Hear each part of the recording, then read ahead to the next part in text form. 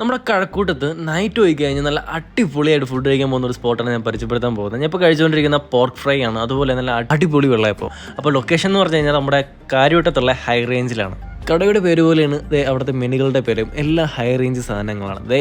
ഇത് വെള്ളയപ്പം, അതുപോലെ ഇത് ഇടുക്കി ഗോൾഡ് പോർക്കുമാണ്.